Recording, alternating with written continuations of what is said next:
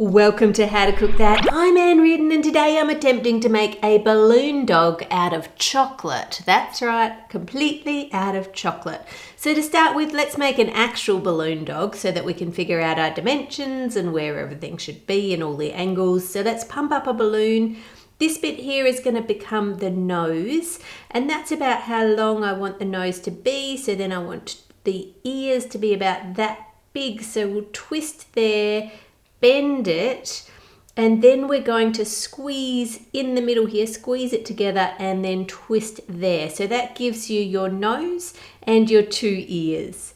Then we need a neck and the two front legs. So we'll twist that about that long, fold it, and then twist that together at the bottom of the neck there. And then we need to turn our head so that that's facing the right way. Now we want a body, and the legs need to be about the same length as they were at the front. So I think around about there. Fold that and twist it there, which is going to leave our tail way too long on this dog. Even if I make the body shorter, I think the tail's going to be too long. I think the legs actually need to be longer. It looks all out of proportion. The tail looks too long, the body looks too long, and the legs look too short. Now, we don't want to do all the work of making a chocolate balloon dog and then ending up with something with weird proportions like that one had. So it's important that you decide at the beginning how big each segment needs to be so that you can make each piece the right length so that when we put it all together, it looks like a proper balloon dog. We are actually getting a dog in the Reardon household, a real live one, not just a chocolate one. We pick up our puppy tomorrow. We've been waiting so long for it to be old enough since it was born. If you'd like me to do a separate midweek video so you can actually meet our puppy, then I'm happy to do that. Just let me know in the comments so I know whether you would like that or not. So I've got my balloon model, but I still think the tail is a bit long, so I'm just drawing here exactly what I'm after. Now in real life, the balloon is 3.7 centimeters wide, but on my diagram, it's only 2 centimeters. So that means 2 centimeters equals 3.7 centimeters, or 1 centimeter equals 1.85. So now we can work out the rest of our proportions. I'll put this picture up on the howtocookthat.net website for you so you don't have to do the maths.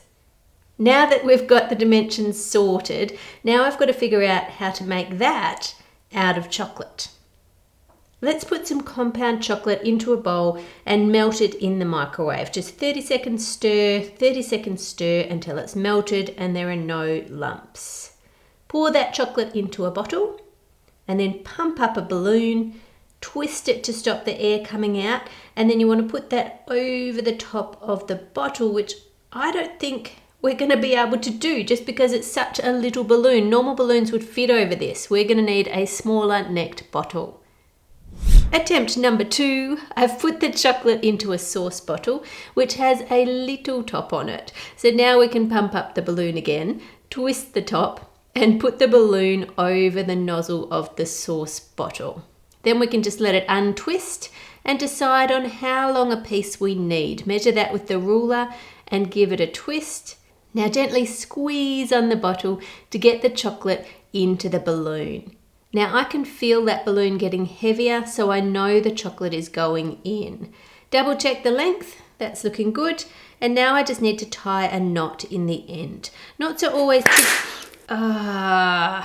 chocolate everywhere, no. Attempt 3. On one of my other videos that had balloons, there were 3 very intelligent people, calling out Bobette, Williams, Seriet, Spikester and Piper, who all suggested trying to see if putting a balloon inside a balloon made it stronger. So I have been trying for the last 10 minutes to try and put a balloon inside a balloon, which, because on this video I'm using long skinny balloons, seems virtually impossible. But I have discovered that if you inflate and then deflate the outside one, it makes it bigger. And then if you fold the inside one in half, you can slide it in fairly easily. Add in the chocolate. Now that's feeling much thicker and much stronger this time. Now to see if I can tie a knot. It actually, because it is thicker and stronger, seems like it's going to be really hard to do because there are the 2 balloons. Nuts! Gotta clean up all the chocolate again. Attempt number 4.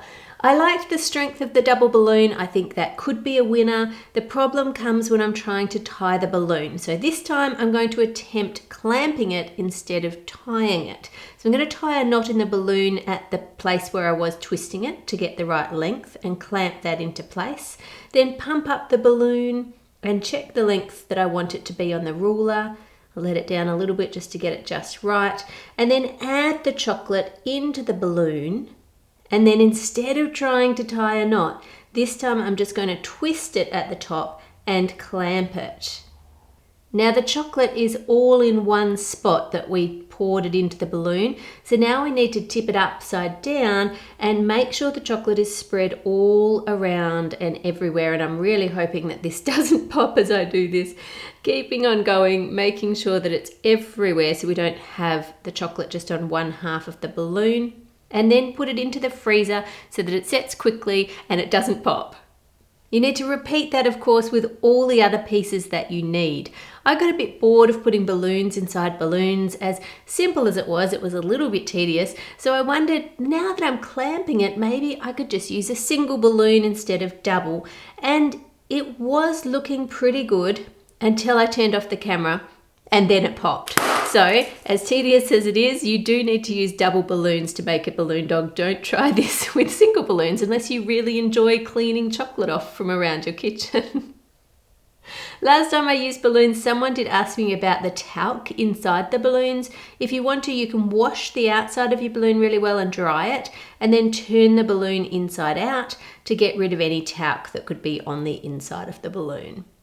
Once those are set, run a blade down the underside. The outside balloon will just come right off, and then the inside balloon, you can just peel that one off as well. This is a satisfying part of the process, peeling the balloons off all the chocolate pieces, and you need 10 pieces altogether, plus a little bit for the tail, and to make that I just used an uninflated balloon. And now I've got to figure out how to join these all together. And can I make the dog stand up? So to start with, I think we'll take the 2 legs and join them together. To do that, I've just heated a baking pan in the oven so I can just put the flat side of the balloon, well, not balloon, the chocolate, onto the pan and let it melt that side, and then join the 2 pieces together.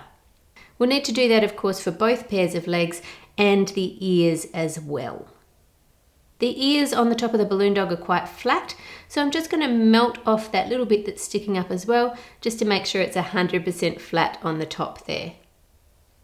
The tail sits in with the legs. It's quite sort of jammed in there because it's a balloon. So I'm going to use the corner of the pan to melt off the extra bits of chocolate that are there, so I can make the dog's tail sit nice and close to the legs. Do the same for joining the front legs and the body. And for each join, check the angle on the actual balloon dog to make sure you've got it on the right angle. So now we have the body and the front legs and the back legs and the tail, and we just need to join those 2 pieces together. And I'm going to use some melted chocolate for that join instead of trying to melt it on the hot pan because it's getting a little bit intricate in there. I forgot to make a nose for my dog. That's really important. It's going to need a nose. Push some chocolate into the tip of a piping bag and just leave that to set. Then take off the bag and cut a short chunk off at the tip, and then cut that very pointy bit off too.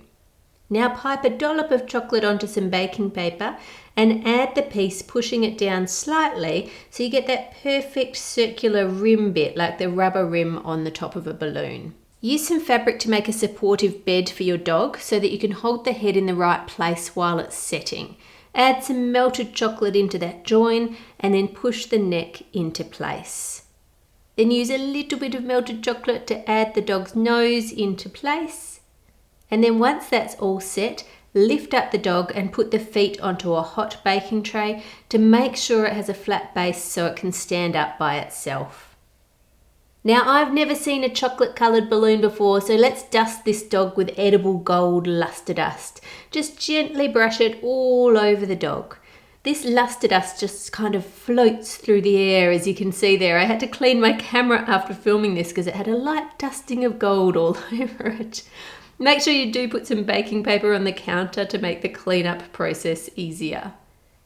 And it's done! Yay! A balloon dog made entirely out of chocolate. This would make a great gift if you boxed it up nicely to give to someone, especially if they were a Jeff Koons fan with his balloon dog sculptures.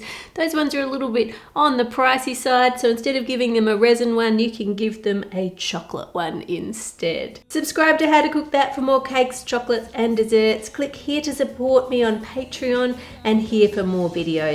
Thanks to all my patrons, especially the gold patrons. Your support is the reason why I'm still able to make videos. Make it a great week, and I'll see you on Friday.